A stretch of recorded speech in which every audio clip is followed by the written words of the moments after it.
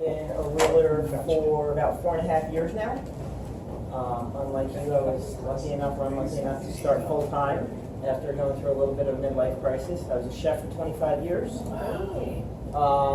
Took a couple of years off to do some retail, drive for Uber, which totally cleared my head. That was awesome.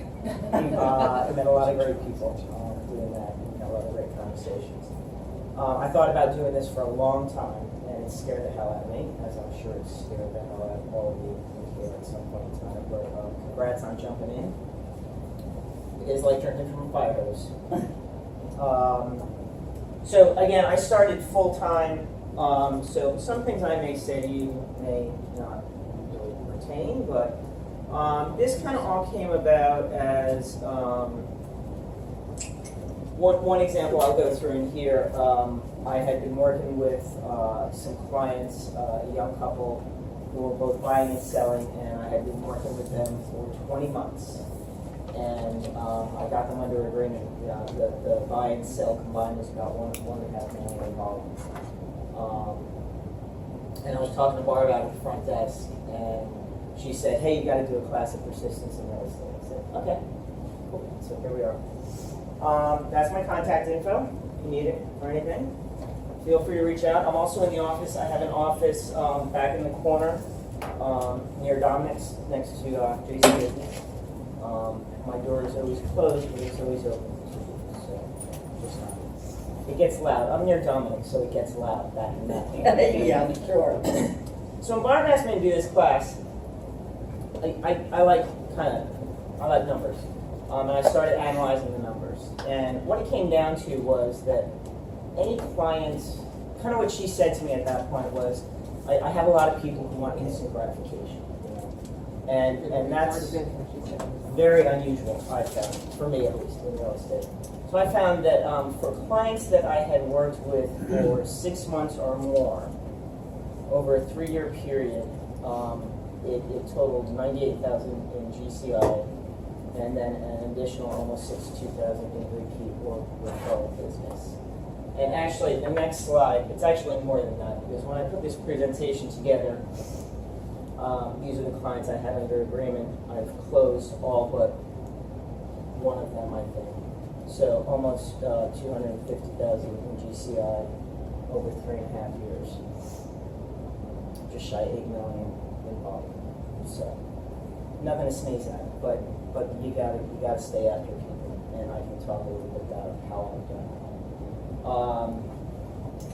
One of these clients that I worked intensely and has given me lots of referral business. He's an investor down in Chester. He had 6 properties to sell. We'll get to him later.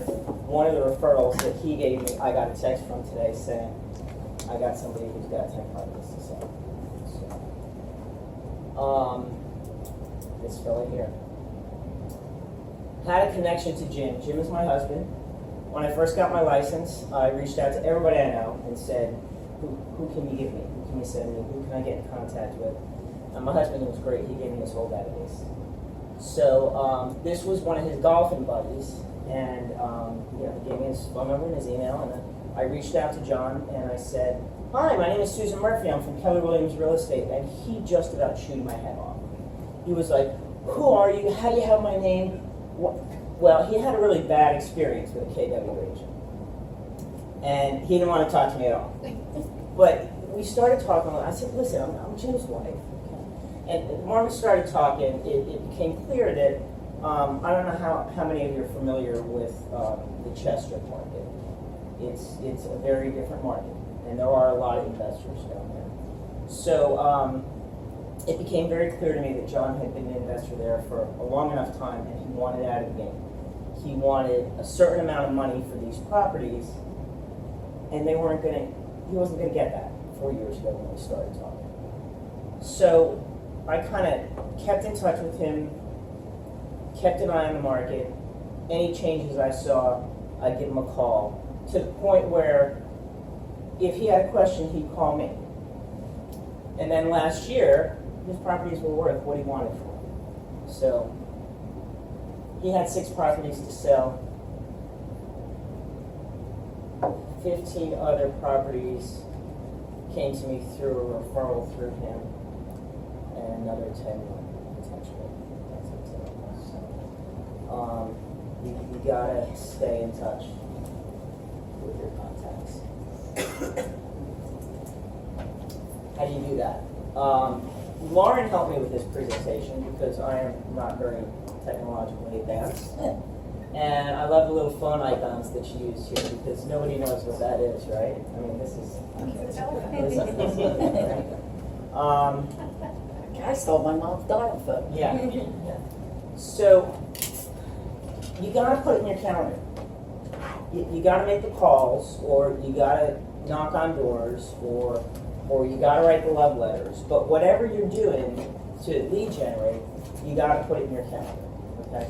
I had words with a coach for a little bit of time. When I first started working with him, I was not achieving as much as I should have been doing. And you know, you're telling your team here, you got to lead generate 2 hours a day, right? I get they're all dual career, yeah. so they have time limits, but they still got to you got a time block and put the time in. You got a time block and you got to put the time in. And my coach finally said to me one day, okay, so don't do it for 2 hours a day every day. Don't do it from 8 to 10, from 9 to 11. And he very patiently sat there with me and said, what time do you have tomorrow? Put it in your calendar for tomorrow. Do you have half an hour? Do you have an hour? Put it in your calendar for tomorrow. So whatever time you can put into your calendars and then dedicate the time to those activities. That's important. It's really easy not to get that done. Mm-hmm. Scripts. Anybody doing script practice? Used to. They did it more before than they are now, but we're getting ready to pair them all up to work on that. Yeah, I don't do it anymore. I was thinking maybe I should do it again. I did it pretty religiously for the first year and a half. And I just found an agent, he and I were comfortable working together. He and his wife had started a couple of months before I did, so we were all kind of going through the same stages together. And we got on the phone with each other every morning at 7:30 for about half an hour. He had certain scripts he wanted to work on. I think he was working on listing scripts. I was working on FISBO scripts. One of us would start, one of us would give objections, and we did that 3 days a week for almost a year. Having conversations become fluid and normal is really challenging. I highly recommend script practice. I remember the Ignite scripts being valuable. I love Kevin Ward's book. If any of you have not seen that book, get that book. I think they are much more conversational conversations. I took bold. I find the bold scripts to be very bold and confrontational. They work for me. Kevin Ward kind of gave a natural progression into that. However you're doing your lead gen, having that script is important.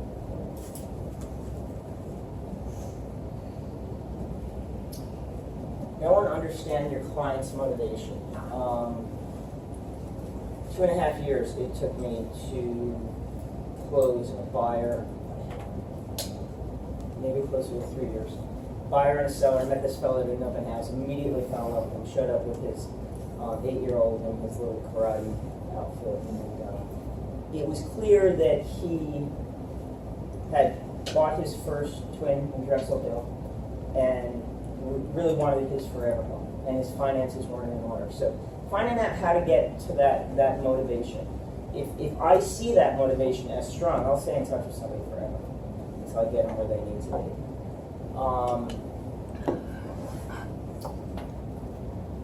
You don't build relationships without long conversations. I remember listening to somebody one day say that when you're doing your lead generation, they're quick calls. They're not personal calls. You're not. Sometimes they have to become personal calls. Sometimes you need to dig into what's driving you.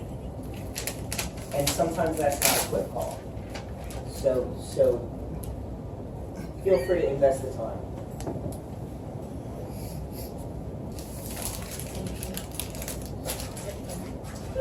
this is something I'm going to go over a little bit in command.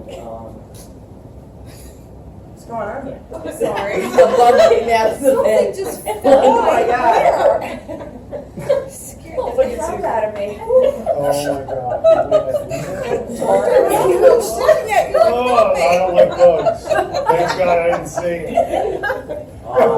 I'm surprised you didn't jump up. Is that even one of the big things I found in my office? It wasn't a The stink slide bug, it liner was flies. something else, I don't know, but thank you. I was looking on the ground. I'm like, what? Where? What are we looking It for? came out of the bed, I think. Anyway, that's Has anybody seen this before? No? This is awesome. This is a really systematic way to tag everybody in your database and then to systematically go through your database and call them. And I'll do a little tutorial on that as we go through. Anybody know how many contacts they have in their database? 100? Not that many? But they're all, because that's been their homework for the last couple of weeks, adding to it. So for me, for a long time, Command was kind of like an address book that I just looked at when I really needed some information. And I was always very good about how I got paid in Command. That I understood. But learning how to systematically touch your database and systematically call your database. What was the, it was the PX90 thing that came out at the beginning of COVID, PX90 Your Business. Right, that they were doing the. Right.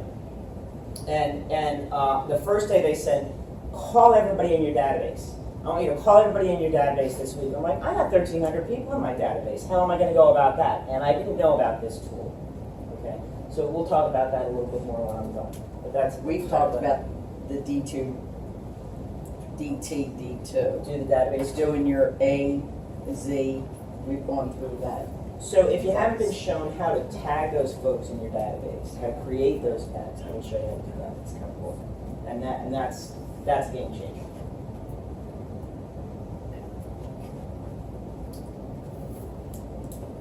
Provide value in your conversations. So I will go through my database. I'll look at the last conversation I had with that person, especially with somebody who's a little bit unfamiliar to me. You know, we might talk about the new takeout that opened up, or we might talk about you know, what's going on in the market. It really depends on what's unique to that person. You know, it is tricky when you're making these calls because not every script is the same script. You know, you have to be unique and particular to that person. You want to educate them in some way. What you're talking about doesn't have to be real estate related, as long as you're touching it, as long as you're reaching out. I've heard one agent say he starts those calls by saying, "Hey, what do you need for the house? What do you need for the house? Do you need a plumber? Do you need an electrician? You know, what can I offer you of value? How long do you stay in touch with people? Keep calling them until they tell you to stop calling. Or until they haven't picked up 10 times in a row, maybe, but keep calling them until they tell you to stop. One of my first clients, my first year, I met in an open house, followed up a few times, they would pick up the phone, followed up a few more times, left a message, sent some emails, maybe they'd pick up the phone occasionally. Finally, one day, he reached out to me and he said, "Betsy said we have to work with you because you've been so persistent." I said, "Okay." Keep calling until they tell you to stop. It's easy to get discouraged, it really is. But again, if you can wrap your head around whatever somebody's unique motivation is, then you can continue to hone in on that until you can get them under agreement. I just heard from this young man today, one of my favorite clients. He lives in Queens. He started investing in properties in Philly. Heard from a lot of New Yorkers because, you know, rents in Philly. Mm-hmm. So early on, I want to invest in Zillow. I know some people think that's an ugly word. It really works for some agents and it really doesn't for other agents. It has worked for me. If anybody's interested in asking how I figured that out, give me a call, knock on my door, whatever. I invested in West Philly because I had $200 a month to spend. I could not spend any more money, and I needed a zip code where I was going to get a lot of leads. It really didn't matter to me what the price point was. I was going to get a lot of leads, and it turned out I was working with a lot of investors, and it turned out I was working with a lot of coming back from New York. I want to invest in real estate for taxes or whatever. But this guy I worked with for about 6 months, nice young man. He's bought and sold 4 homes, and I've had 6 rental transactions. But it took me 6 months before. I think the first transaction was actually a rental of homes. So.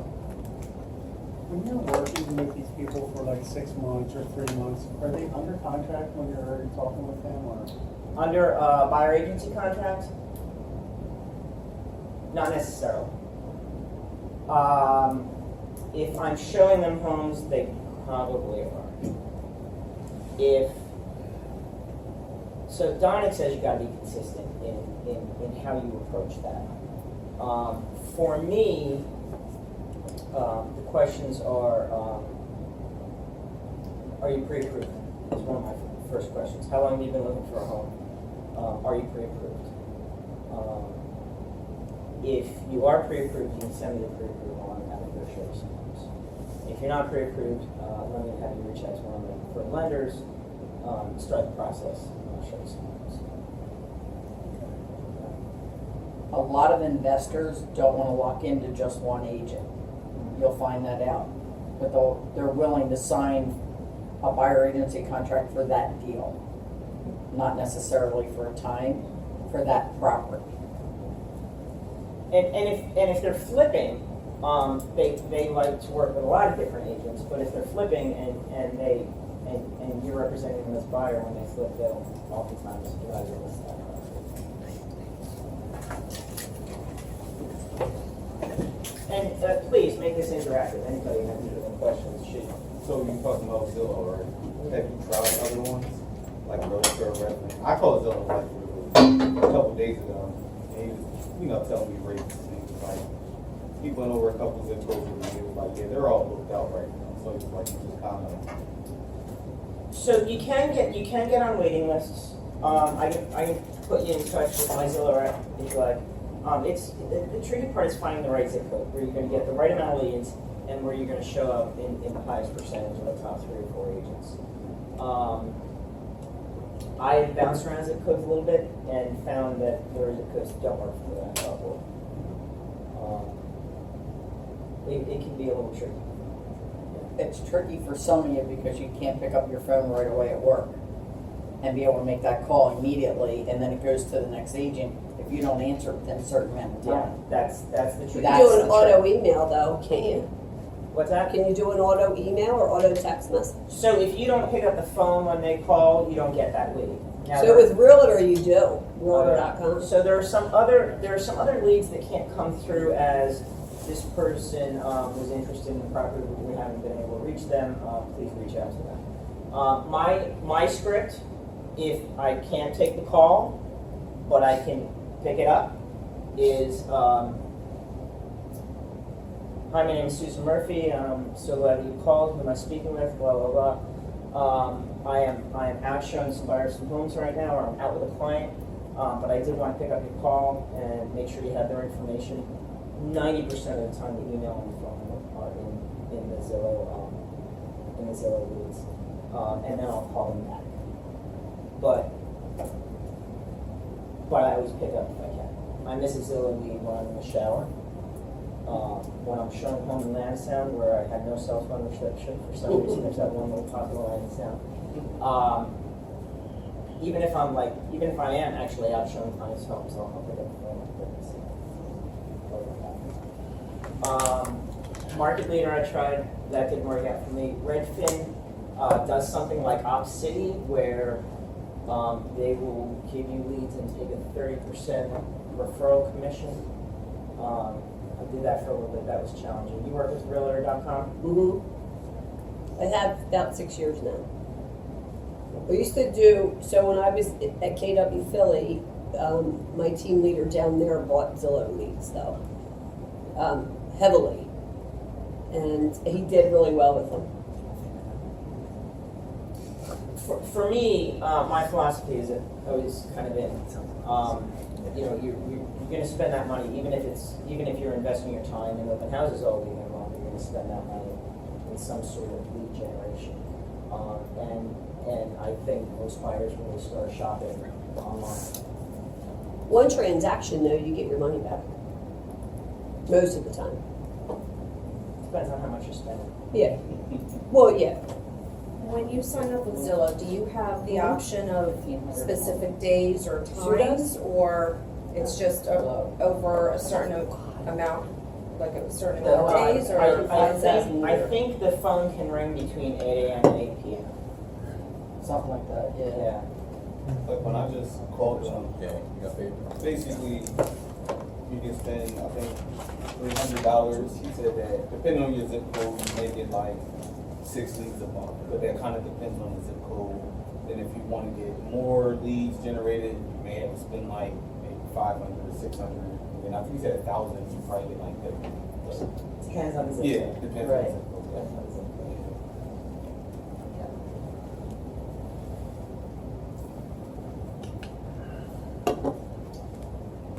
Meet your clients where they are. These are the clients that started the whole conversation with Barb. I had been working with these folks for about 6 months, and I was talking to somebody in this office, and he was like, "Well, did you have a buyer agency consultation with them? Did you really analyze their needs?" Well, you haven't analyzed their needs well enough.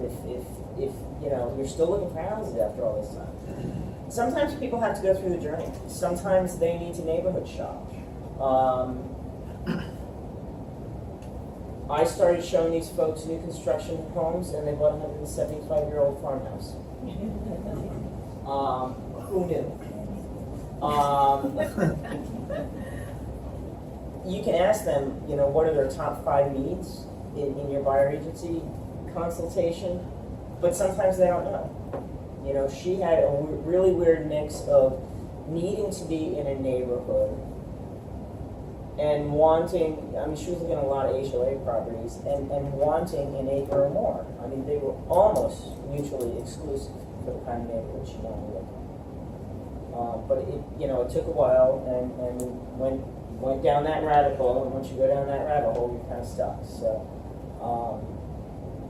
sometimes it takes time. Kathleen, on average, how many homes do you think you show a buyer before you get them under a transaction? On an average, oh, not that many, but I've had buyers like that. I was just going to tell you a great story. So it was when I was in Philly, I met these people through Zillow, and I was all over the place. They were high end, so I'm like, all right, I'll go wherever we have to go. Well, we never found anything, and I put them on a drip because I've been with Keller Williams since the beginning. So I put them on a drip campaign and left them there. I just settled $1.5 million with them. It's 5 years later. Nice. That was those people turn. So you weren't calling them every 6 months, No, but they I were stopped. getting your I information. stopped calling them. I mean, I called probably the first year every couple months, and he was so busy. He owns a bunch of beer distributors and houses in Philly, and he's just really a busy guy. So I didn't get a hold of him all the time, and I'm like, oh, being a real pain in the neck now. You know, and I'd shoot him emails periodically, but then I just stopped because I felt like I was being a nuisance, and then they reached out to me because the house came to him through my drip. Yeah. Mm-hmm.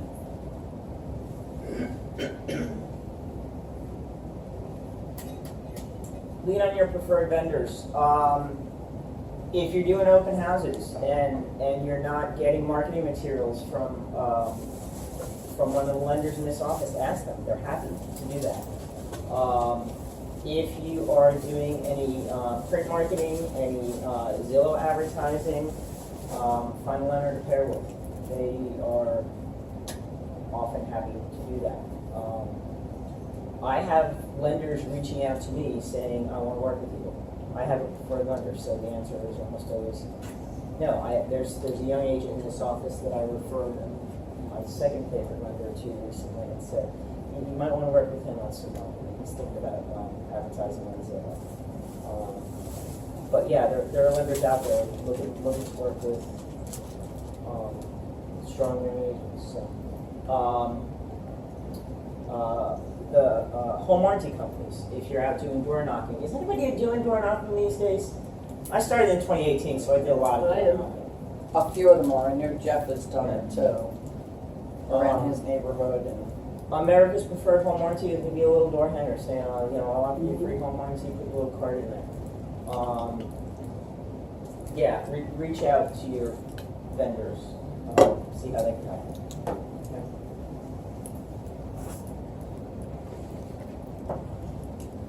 Always keep the referral in the conversation. Gosh, my best friend from when I was 18 years old, I've known him for 40 years, he lives on the West Coast. Every 3 to 6 months, we have a conversation about, hey, if you're looking to buy somewhere else, give me a call. I have referral agents all over the country. His wife goes through real estate like most people buy stocks. Finally, about 3 months ago, David calls me and says, her daughter's going to school in Baltimore. Who do you know in Baltimore? But I was about to stop having that conversation because I've had it until I was blue in the face. Keep having those conversations. This is important. If you take nothing else away from this, take this away. Clients that work with you the longest are the clients that remember you and call you for everything. I have a friend whose mother died. They need an agent. I have a friend who's looking in Florida. They need an agent. I have had clients that I have shown a home to, gotten them under contract, gotten them to settlement, and they are not the people who pick up the phone when I call. True? They don't remember you. If you've gone to hell and back for somebody, they remember you. The gentleman I met at an open house who we finally settled last year on selling his home and buying another home, we went through everything together. We had to cancel a transaction on the sale. We had to terminate a buyer on his sale. We went through everything together. I hear from him every few months when somebody needs a house. So that's huge. Sorry. I'm going to do a quick, do the database too, and talk a little bit about open houses, but any questions? Is this group always so quiet? No. Not One normal. second. It's your second day, yes, right? How do you, not get aggravated with the person that you're nurturing for so long? Am I wasting my time? And do you blow your steam off to your spouse? Or? Yeah, I do a lot of that. I do a whole lot of that.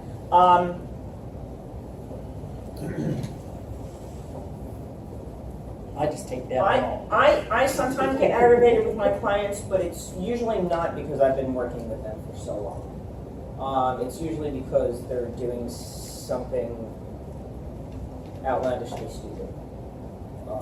That's really challenging how I'm working with them. But I do get aggravated with clients. I've fired clients. I've had clients fire me. I say in the buyer agency consultation, I said this the other day to a young couple, and she laughed like crazy. She said, I got to make that part of my signature on my email. I said, listen, if we get to the point where you don't like working with me anymore, the feeling is probably mutual. You know, it's probably a relationship that's gone sour. You know, and then I explained to him, you know, what comes into play there is procuring cause, and if I've shown you a property, you know, I'll get a commission on that. But you know, if at any point in time you want to walk away from this arrangement, it's probably fine for both of us. It always seems to be the transaction that you're worried about your paycheck more than your client. And I've seen it happen with different transactions, is the ones that seem to fall apart. And that's why all my marketing material says it's not about my income, it's about your outcome.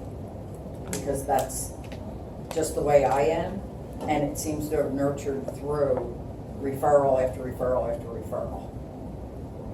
It is. It's about taking care of your clients. It's about nurturing your clients. And again, if it takes a long time, I don't get that frustrated. Again, there's something that I know in that client is going to get them over the hump in terms of buying or selling at some point in time. And finally get them there. And finally get them there. And sometimes you get unreasonable clients, and you gotta cut ties. I got a couple under agreement after showing them houses for 3 or 4 months. Finally got them under agreement on a house, and this wasn't even in this environment. This was a couple of years ago, and he wouldn't deliver his earnest money deposit check because he decided he wanted to look for another lender, and was so rate crazed that he couldn't focus on the goal. I was like, yeah, can't do this anymore. I had a buyer once insist on writing an offer for her when I called the listing agent and knew that there were at least 4 other offers above asking price, and she wanted to come in under asking price. I had a buyer agency contract with her. I had to do what she asked, but I said, listen, you're wasting my time, you're wasting your time. I finally sucked it up. I wrote the offer, she never signed it. Goodbye. So there are some unreasonable people out there, but for the most part, Sometimes you gotta get them to think into their shoes or be the buyer and the seller. In that case, it's like, think about you as the seller. Are you gonna accept an offer that's under asking if you already have this, and try and work the numbers for them and show them, because they're dead set on, I'm not offering asking. Well, if I'm telling you they already have over asking, think of yourself as the seller. Are they gonna take it? No. Why are we wasting time? yeah, Sometimes that's it a doesn't good always point. work. I do that a lot. Where, what would you do in this situation? How would you be the offer that you're A lot of times in this crazy market, I run a seller's net sheet for my buyers, so that they can see what the seller's bottom line is going to be, regardless of a mortgage payoff. So that they have an idea where their offer is compared to a full price offer or an above asking price offer with transfer tax included or something else included. And they see that difference and they realize that, their offer isn't going to beat another offer that's including transfer tax and other stuff. The best is when a buyer goes to put an offer in and they know what the people that are selling the house paid for the house. They're like, but they only paid this. I'm a like, lot of them do these days. Though you wish that was you. You're making all that money. I mean, it is what it is. It's the market that they're making all that money. You can't really put an offer in on what they paid for it, Right. right? I did They're in just the have that market happen to to make me. money. And then I brought up, you don't know what loans they've taken out. You don't Right. know if they have a HELOC, which is a home equity loan. Like, there could be other things, not just that figure that you're looking at. Try and derail that conversation. But they Happens do. often. Mhm. You guys want to do the database too? Yes. Yay! Let's do the database too. Be a little So- cheerful, gang, come The on. first part of this is double-sided, and the last few are not. But I still look If you need copies, I can make copies.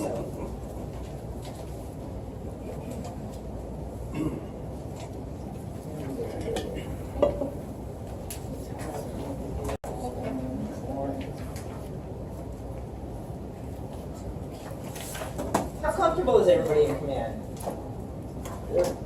Pretty good? Yeah? Database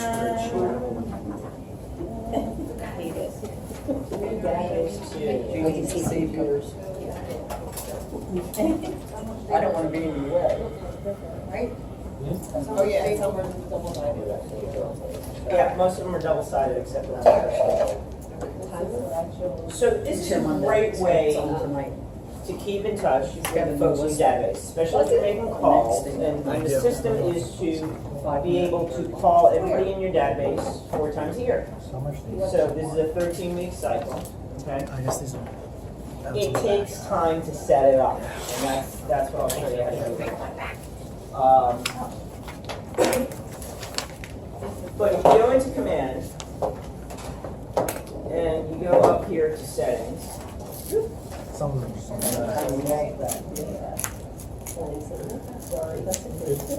and then you go into command settings, and down to contacts, and contact text. Is everybody with me? Contact text. Now we jump back over to the right-hand side of the screen where it says create a tag. Okay? So my tags are all red, but I I created something called A to Z earlier. Let's create a tag called, what's it, B and J? Let's call it B and C. And we'll make that one green. All my tags are red. That's how I decided to do it. You can do however you like. Okay? So if I want to I have all kinds of assign, crazy colors. so if I want to assign contacts whose last name starts with a B and with a C, first thing you do is create that tag, right? And then you can go back into contacts. If we go up to the search bar, we want to search by last name with the letter B. Now, command isn't as smart as it should be here because it's going to pull up every last name that has a B in it, not just the last names that start with B. Okay? That would be easy if it did that for you. So then you would go and check. So I'm not going to check Abdul because he starts with a S. I'm going to check Adam. I'm going to check Adam. I'm going to check Adele. A lot of these. Okay.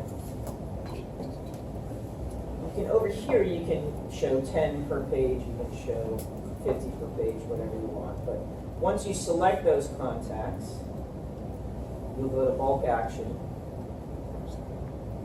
add a tag, and I'm going to add that tag, B and C. Okay? Again, it takes some time. If you have 20 contacts in your database now, do it now. I had 1,300 in my database. It wasn't fun. It wasn't easy. Okay. So now that you've created those tags, back into contacts, and you're going to search. When you go into filters, you can search for tags. And apply it. And it'll show everybody that has that tag on it. Does that make sense? Everybody sort of kind of with me? It makes it easier.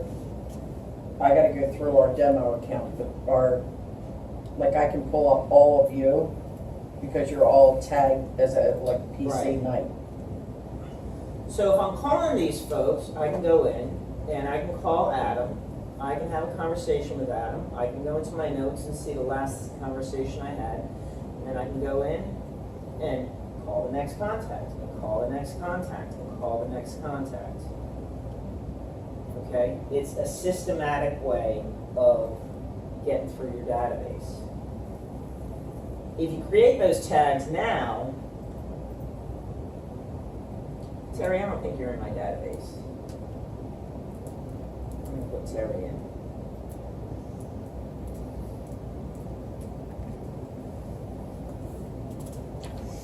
You'd be like Betty Ann, make sure you small marker right now. Every time I put a new contact in, I can add her to my tags. Oops. Come on. Yeah, I had a tag that says agent, so I know all the agents Yeah. I've dealt with. I can add her to my tag. This is not a touch screen, is it? No. All right, let's just assume her last name starts with A, because I know that one will pop up. I can tag her right then and there, okay? So if you create your tags now, as your database goes from 20 to 1,300, every time you put somebody in, you tag them, and then it becomes much easier. Do you know how to upload a CSV file? Look, so I have a CSV file, Scott and Roy did it for me, but I want tags in.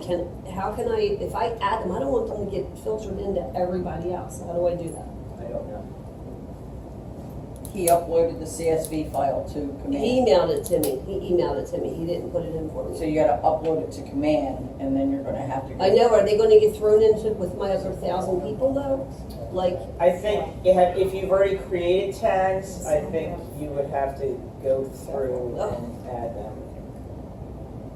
If it's a CSV file, it's gonna have to be added once it gets to command.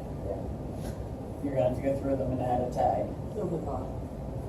It's gonna be time consuming, but you can do it. I did it. It was time consuming. And I did it when I went through that first 13 emails. I didn't tag everybody all at once. I tagged my A&Ws and I called them. I tagged my NRIs and I called them. You know, I kind of did it like that. Throw it. Yeah. Thank you, dear. But you can do it all up front. Huh? So you have all them tags, color tags. Mine are all red. You're all red, depending on what topic, or just your call. So, See how you have different colored tabs? That's fine. I just used a different color for this example, but all my tags are red. For your calls. Okay.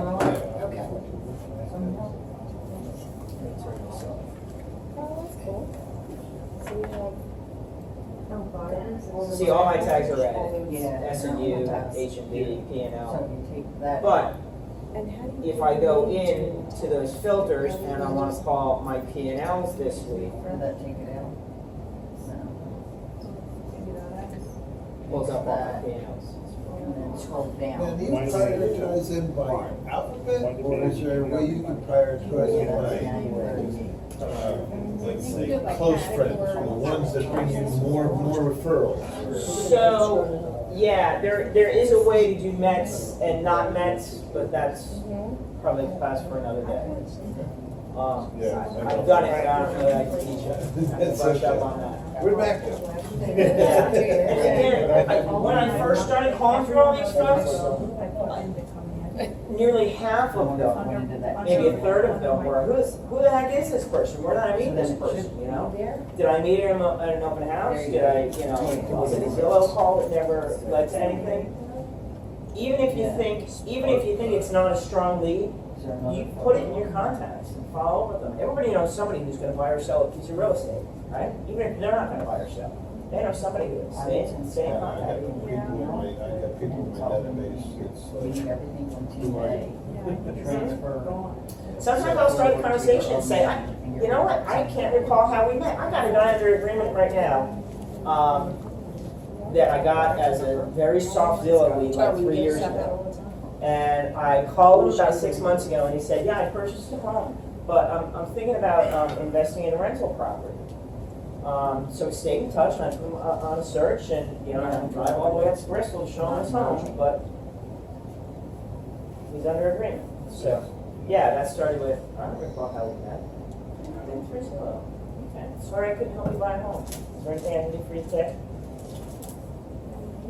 I think the most natural conversations for me are the ones that work. But you're still missing a lot of.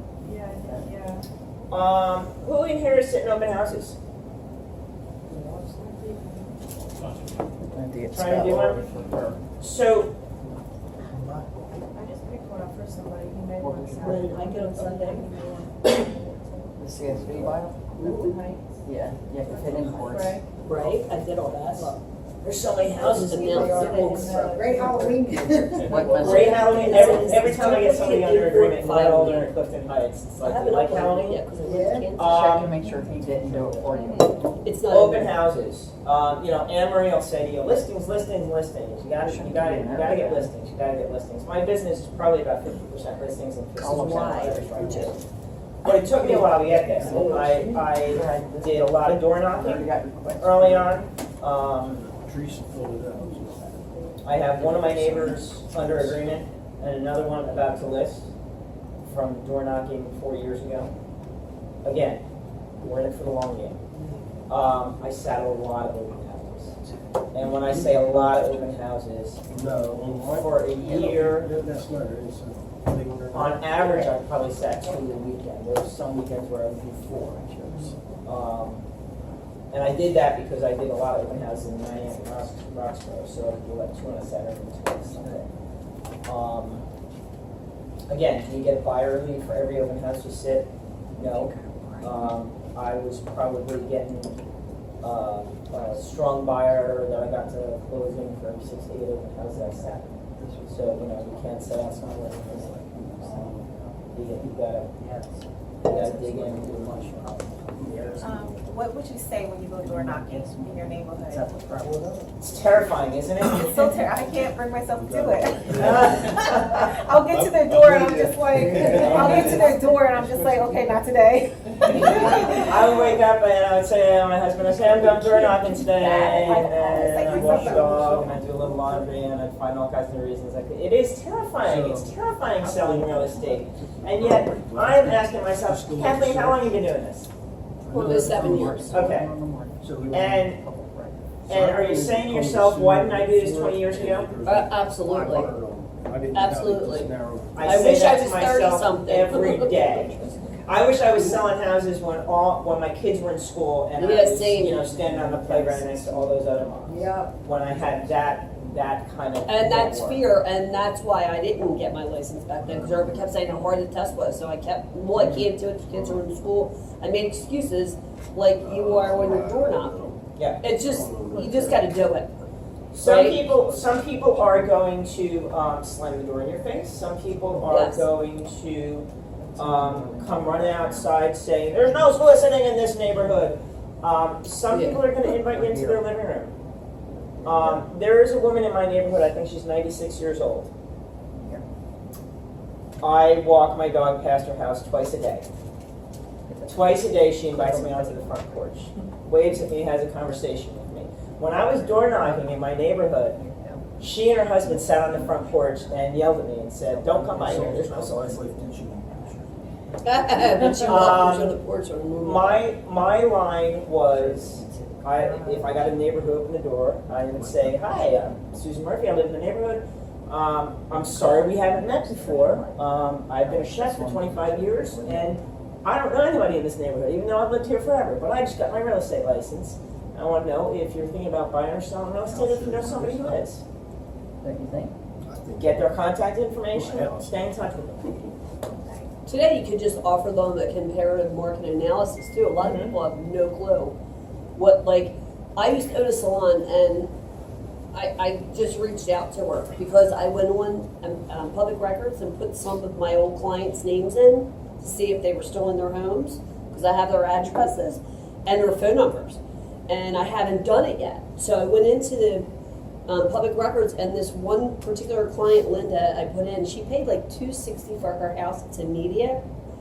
And when I went into RPR, it said 1.2 million. So I sent her a comparative market analysis. She might have no clue. She just made $1 million on her house if she sells her house today. Yeah. Well, if somebody buys it, but it could list for that. There's an agent in my neighborhood that sends out a quarterly trifold. What's under contract, what just sold. Makes it look like he's sold all those properties. Print something up once a week. You can go into the NLS and in a narrow neighborhood and and just print out 20 of them. Go door knocking and say, "Hey, we're gonna have some information about the market." So one thing I wanted to talk about real quickly is open houses. If you're sitting open houses, how are you finding those open houses? Are you waiting on behind the scenes for somebody to say, "Hey, can you sit in open house this weekend?" Or are you being aggressive about it? Be aggressive about it. So here's what I did. I would go into a search. Again, this is not a touch screen, is it? I would go into a search and I would, you can add additional fields down here, and I would search the listings in my office.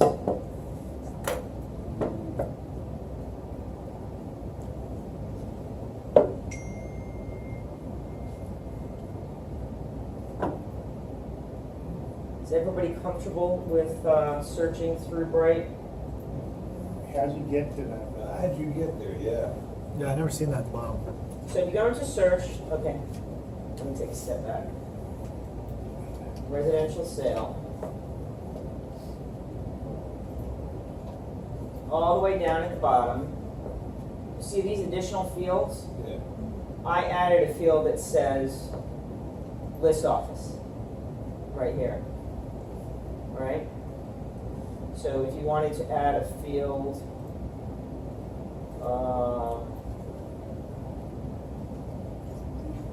No, List office code. let's just add a random field. And that field should be back in there now. So sometimes I want to search by tax amount. There are, sorry guys. These are all fields that I've added because sometimes I want to search by that. But list office. If you put in list office and you put in our list office, Keller Williams Media. I used to be in Bluebell. I would search Bluebell and Conshohocken because Conshohocken's a satellite office. And then you can add fields in here. And I wanted to look by list agent full name.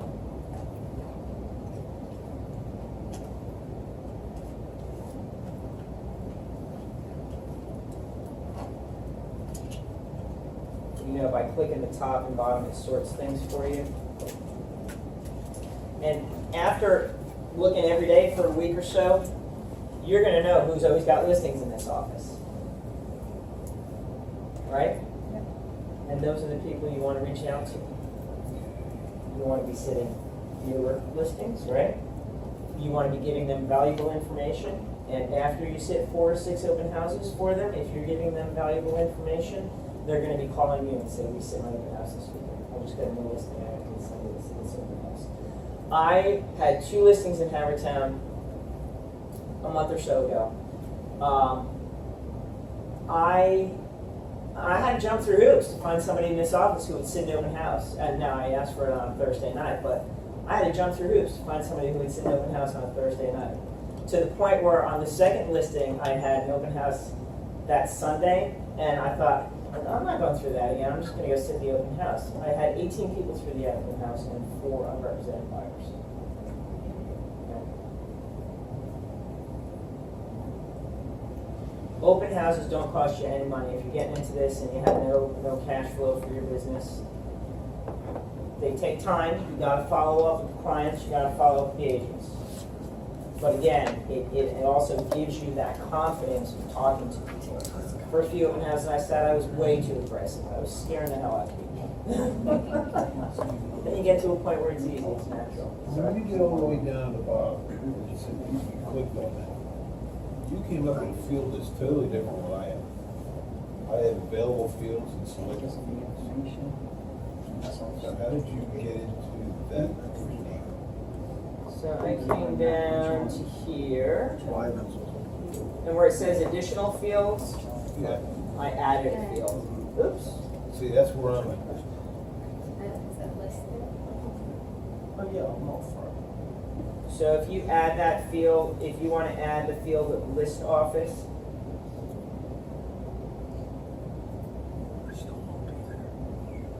right in here you hit add, right?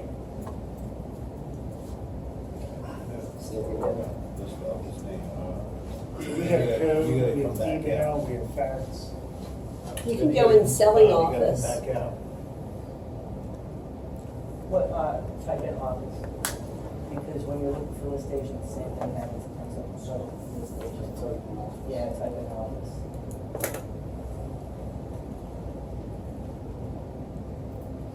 Might be list office name. Yeah, it's list office name. That's how I approached it, because I didn't want to be sitting in the open houses that were on the market for 60 days. I wanted to be having those conversations regularly with the heavy hitters in the office. Does that make sense? Oh, you're at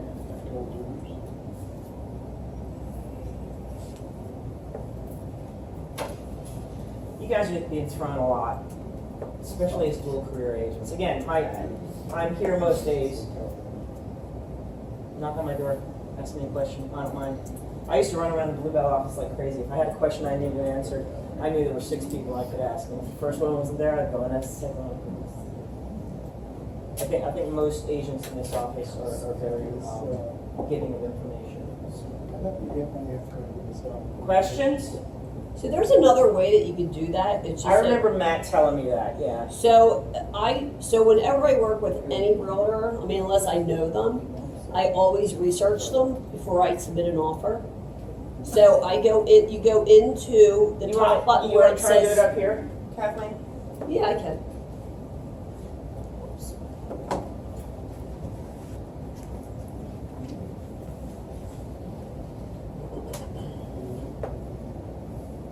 Okay, let's see. So you go up to the search bar, drop down, go down to inventory. It's in the third row right there. Click on inventory, and then type in the broker's office.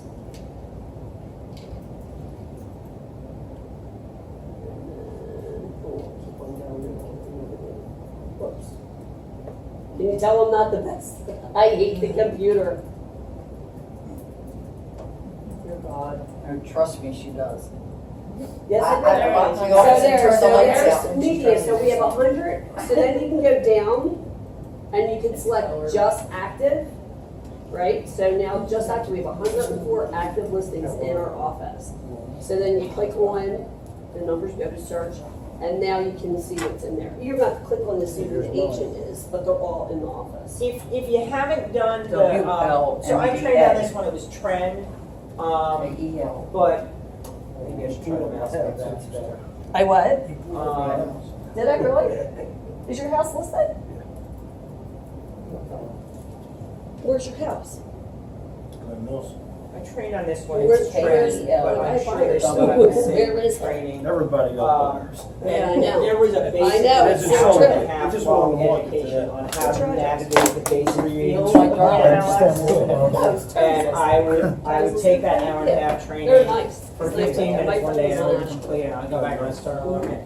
Take that training, no matter how long it takes you. What did I If say? you know how to get you right, that's one of the biggest tools you need in this business. Answering questions quickly and easily for your clients when you have them on the phone. Hey, what are rentals going for in this? WL and Next 5 DA. emails, and I'm like, this is so weird. It's different. Any questions?